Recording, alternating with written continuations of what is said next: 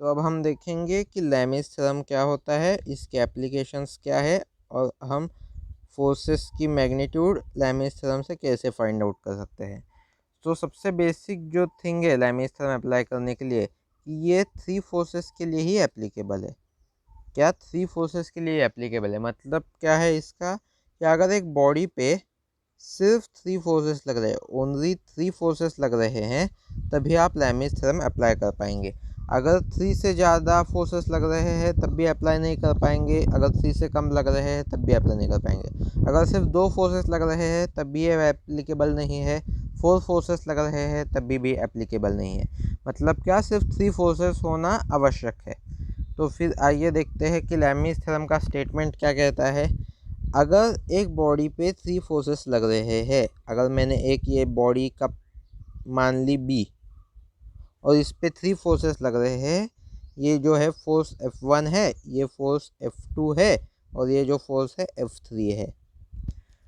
तो अगर हमें इसको इन 3 फोर्सेस जो है उनको एक फॉर्मूले में डाल के उनको इक्वेट करना है, तो वो फॉर्मूला क्या होगा ये हमें लैमिस थ्योरम बताता है। तो अगर हम मान लें कि F1 के सामने वाला एंगल अल्फ़ा है, F2 के सामने वाला एंगल बीटा है और F3 के सामने वाला एंगल गामा है। मतलब F1 को छोड़ के और जो 2 फोर्सेस है उनके बीच का एंगल अल्फ़ा, F2 के लिए F2 को छोड़ के जो 2 फोर्सेस है उनके बीच का एंगल बीटा, और F3 के लिए F3 को छोड़ के जो 2 फोर्सेस है उनके बीच का एंगल गैमा। तो फिर इसका फॉर्मूला क्या आता है, F1 upon sine alpha is equal to F2 upon sine beta is equal to F3 upon sine gamma. मतलब क्या, F1 उसको डिवाइड किससे करेंगे, उसके जो सामने वाला एंगल है यानी कि जो अल्फ़ा है डिवाइडेड बाय साइन अल्फ़ा लेंगे, इज इक्वल टू F2 के सामने वाला एंगल जो बीटा है साइन बीटा लेंगे, इज इक्वल टू F3 जो है उसके सामने वाला एंगल गैमा है उसका साइन एंगल लेंगे।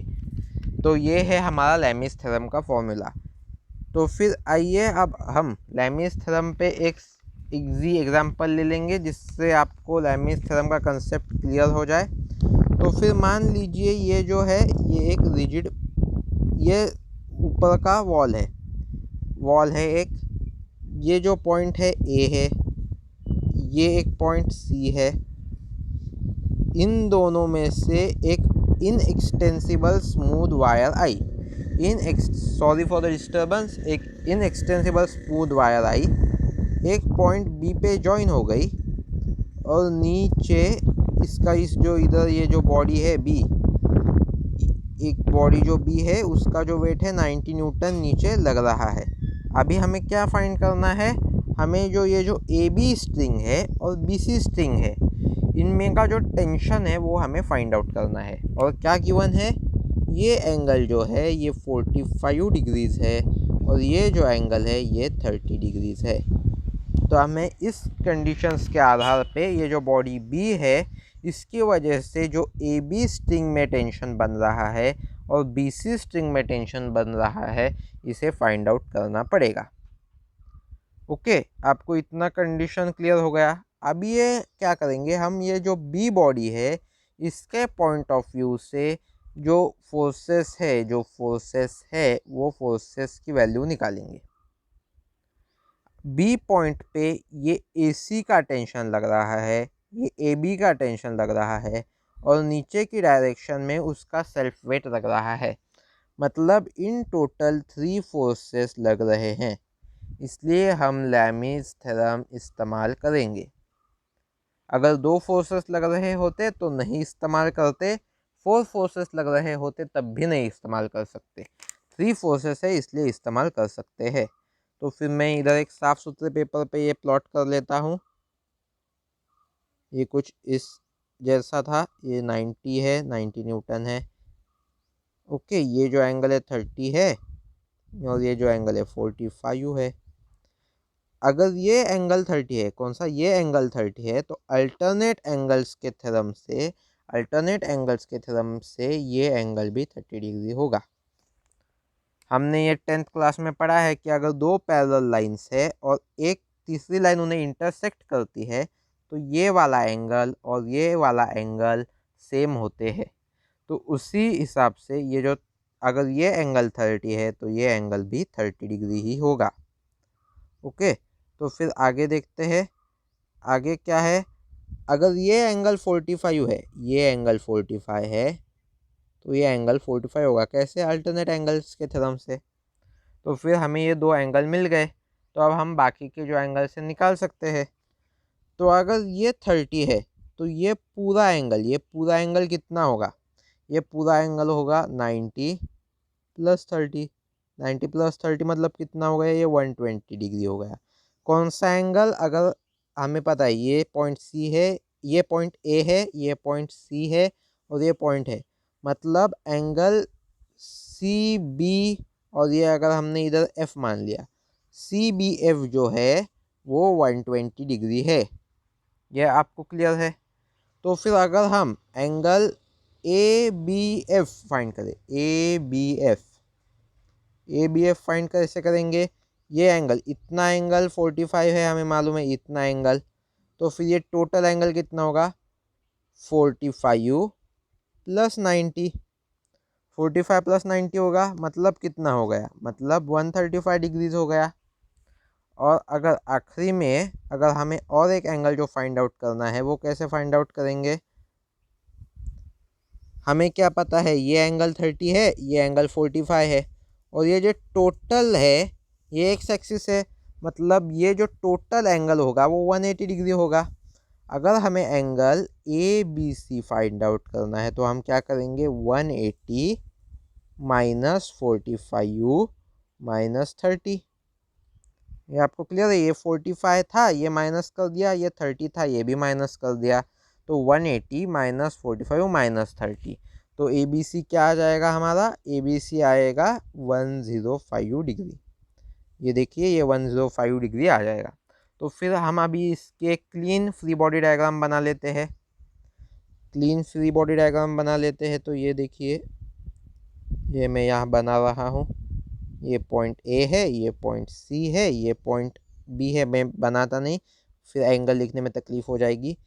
ये एंगल कितना है? 105 है।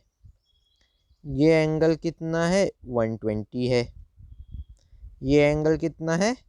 135 डिग्री है। इतना हमें क्लियर हो गया।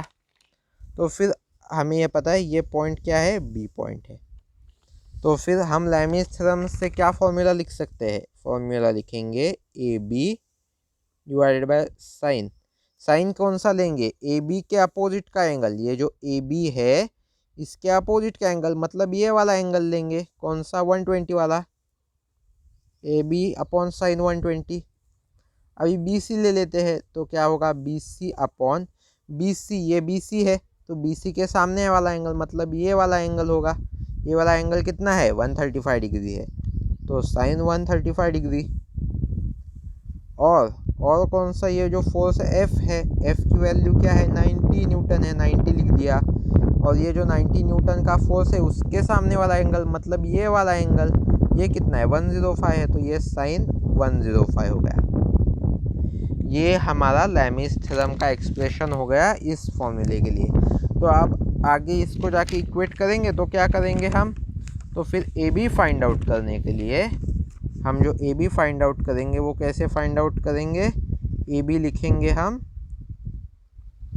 ए B is equal to 90 upon sine 105 into sine 120। इतना आपको क्लियर हो गया? तो फिर इसका वैल्यू आता है 80.69 न्यूटन। ओके, अगर हम जो बी सी है वो फाइंड आउट करें, वो कैसे आएगा? B C equal to 90 upon sine 105 into sine 135। इसकी वैल्यू क्या आ जाएगी? इसकी वैल्यू आएगी 65.88 न्यूटन। तो फिर हमने एक एग्जांपल ले लिया लैमिस थ्योरम के ऊपर का।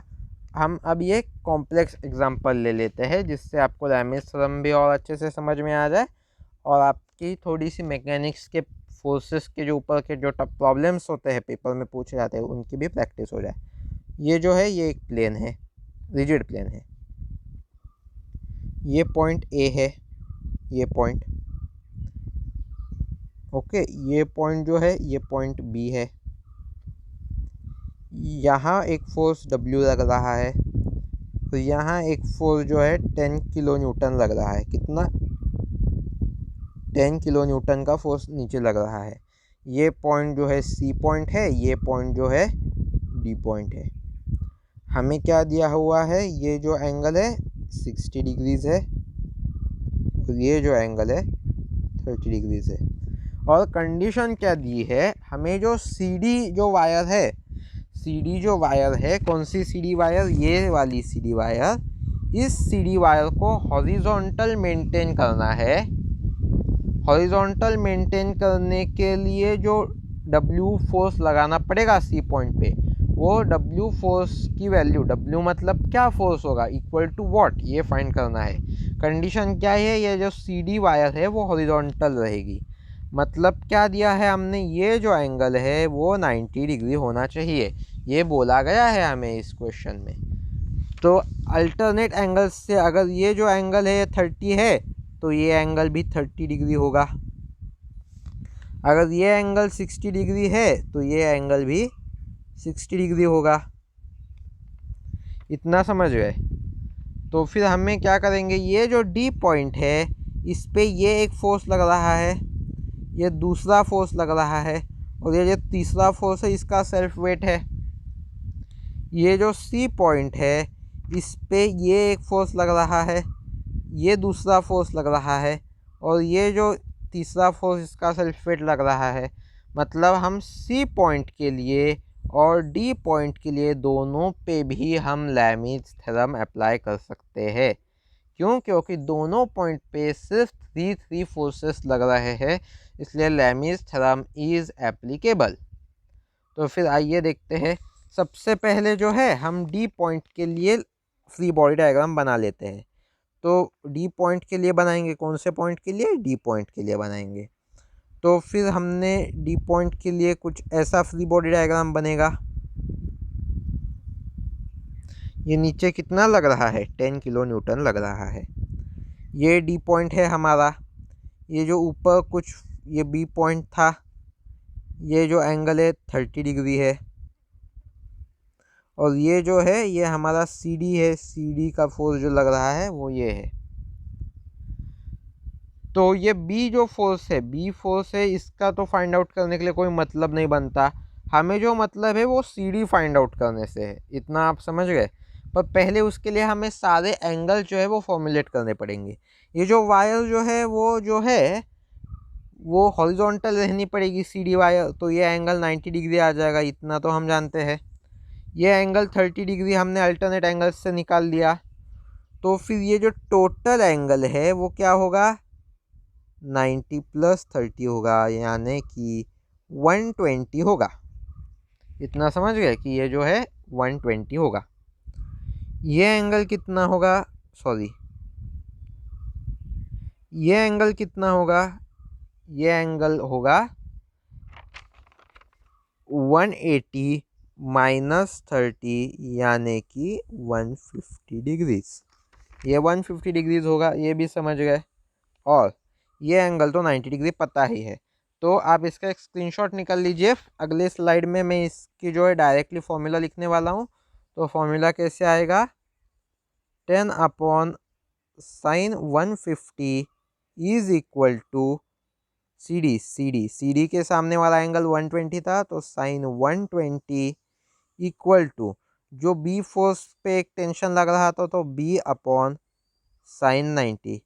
अभी हमें B तो निकालना ही नहीं है, हमें CD से मतलब है, तो ये कैंसिल कर देते हैं, इसकी कोई ज़रूरत नहीं। अगर आप पेपर में ये नहीं लिखेंगे तो भी कोई प्रॉब्लम नहीं होगा। तो फिर ये, तो हमें CD क्या मिल गया? CD is equal to 10/sin 150 into sine of 120। Okay, ये मिल गया। तो CD इस पर से क्या आएगा? 17.32 किलो न्यूटन CD हमें मिल गया। कैलकुलेटर में पुट करेंगे तो 17.32 किलो न्यूटन इसका आंसर मिल गया। तो अब हम क्या करेंगे, अब हम जो है पॉइंट सी था, पॉइंट सी के लिए फ्री बॉडी डायग्राम बनाएंगे। तो पॉइंट सी के लिए फ्री बॉडी डायग्राम कैसे बनेगी देखिए आप।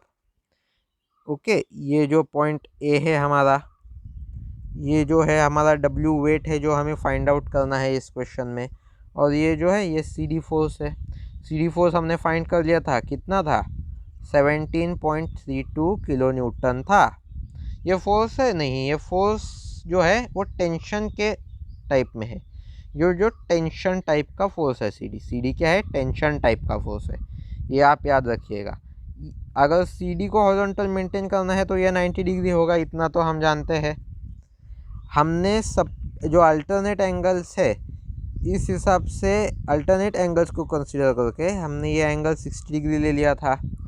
तो ये टोटल एंगल कितना होगा, 90 + 60 होगा। 90 + 60 कितना होता है, 150 डिग्री होगा। इतना समझ गए, 150 डिग्री होगा। ये एंगल कितना होगा, 180 - 60 होगा। 180 - 60 कितना होता है, 120 होता है। 120 डिग्री आएगा यह एंगल, इतना समझ गए। तो आप इसका एक स्क्रीनशॉट निकाल लीजिए। हम इस जो क्वेश्चन है इसके आखिरी स्टेप पे जा रहे हैं। तो आखिरी स्टेप क्या आएगा, अगर हम लैमिस थ्योरम का इस्तेमाल करके फॉर्मूला लिखे तो W/sin कितना आएगा, W के अपोजिट का एंगल sin 120 आएगा, इक्वल टू CD/sin जो है CD के अपोजिट का एंगल कितना है, 150 है। तो CD तो हमें पता है, CD कितना है, 17.32 किलो न्यूटन हमने निकाला था। तो W क्या आएगा, W = 17.32 divided by sin 150 into sin 120, ये ऐसे आ जाएगा। तो W कितना होगा, W जो है हमने अगर इसके फॉर्मूले में के जो है वो वैल्यूज़ डाल दिए कैलकुलेटर में, तो W आ जाएगा 29.99 किलो न्यूटन। ये हमारा जो है ये फॉर्मूला से हमें ये W फोर्स जो है वेट जो लग रहा है वो पता चल गया। मतलब इसका मीनिंग क्या है, अगर ये जो फोर्स सिस्टम है ये नीचे W फोर्स लग रहा है और इधर 10 किलो न्यूटन फोर्स लग रहा है, ये जो एंगल है 60 डिग्री है, ये एंगल 30 डिग्री है। तो ये W जो है जब 29.99 किलो न्यूटन का फोर्स होगा तभी ये स्ट्रिंग हॉरिजॉन्टल रहेगी, अन्यथा ये स्ट्रिंग हॉरिजॉन्टल नहीं रह पाएगी। ये हमें इससे डिस्टर्बेंस के लिए सॉरी।